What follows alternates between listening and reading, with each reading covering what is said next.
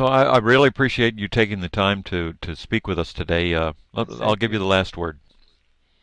I want to tell you guys maybe don't know, there's a young guy who speak up and disappear in 3 days. And last year, there's one Uyghur guy speak up and he got gunshot on the street.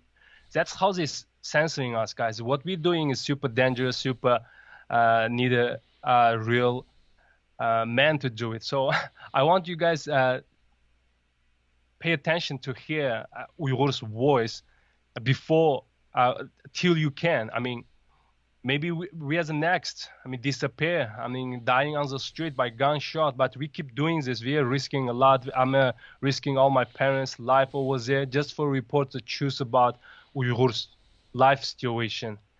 Otherwise, you will get all those wrong information from the China. Uh, we don't have that much of supporters, so if you want to listen from the Uyghurs situation, just listen from themselves, not listen from the third party. So I wish everyone can support UyghurMan, can support Uyghurs, and end this genocide and save ourselves.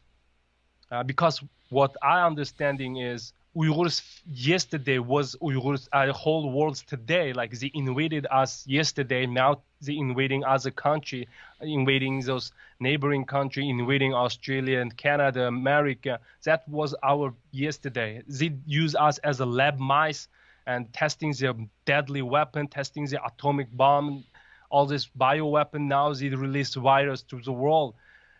and and I also believe our today is you guys, everyone's the world's tomorrow. So if you guys want concern about this, just help us stop this genocide first. This is a key to stop Chinese communists, and we are boundary of their expansion. So we have to stop them from there.